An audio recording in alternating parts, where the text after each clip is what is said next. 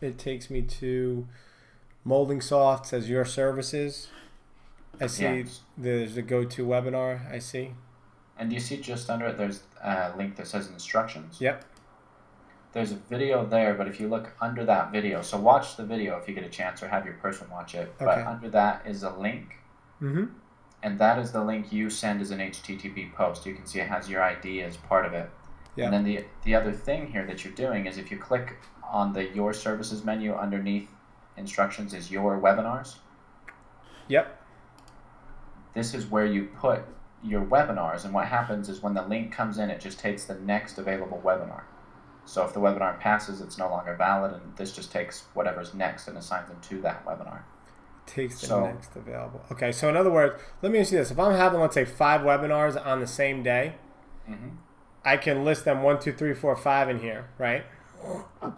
You can, but what you need to do, it's if the webinar was passed when the person signed up, then yes, that would work fine. But at the risk of having them all signed up for the same webinar, because the problem is there's no time in the system. It says it goes by date, right?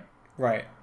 What you have though is you have the track, which is an extra field. So if you click on Add Webinar, do you see that? Add Webinar. It's I see it. Okay, I clicked on that.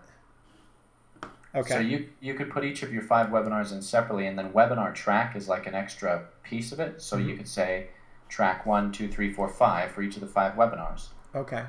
And then depending on how you're setting them in there, you just need to pass the track along as well in that link. So if you jump back to the instructions page, yep. Do you see that there's a link under that that's a little bit longer, and actually on the end of it says and track equals your track name? Yes. So that's how you would pass to a specific track within a day, because a lot of people have, like even a webinar for one business and a webinar for a totally separate business, and that's how they separate or. Okay. And is there, and I don't know if this is possible to do it automatically, but we're in the middle of our launch now, so we're going to have, and it's going really well, we're going to have a lot of people registering for the webinar, and I forget the number that we want to have on a specific webinar, but is there any way that we could do it where once it hits, let's say, 1,000 people or 2,000 people, that it would automatically kind of go to the next webinar that we have in the back end here? There's not right now. That sounds like a good feature that we could add, but no, there's not any way to do that right now. So we'd have to do that manually then. Yeah, and it, you can only get like 1,000 into the webinar, right, at a time? Right, which is why so it's 1,000, right? So which is why, like, once it hit 1,000. So in this scenario here, once they hit 1,000, let's say there's 1,000 people and someone goes to register, is it going to allow them to register even though it's full, or it's going to say it's full, you can't register? Well, what actually happens is it always lets people register. Okay. But then as people join the webinar, it only lets 1,000 in and it caps it out. Like GoToWebinar does this. This doesn't have to do with us. Okay, got it. So they accept whatever you give it. Okay, so what we could do is, let's say it's over 1,000, we see that. Let's say it's 1,005, right?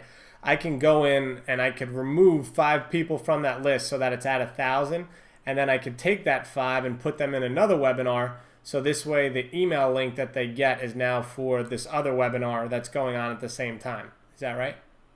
You could do that. The one problem that you might run into is that the people, like the 5 people, for example, the second they're registered, they're getting the webinar stuff from GoToWebinar. So if you were to remove them and send again, they might have 2. And, there's going to be a non-attendance rate as well. So a little bit of slush on top isn't going to hurt. Right. Okay, great.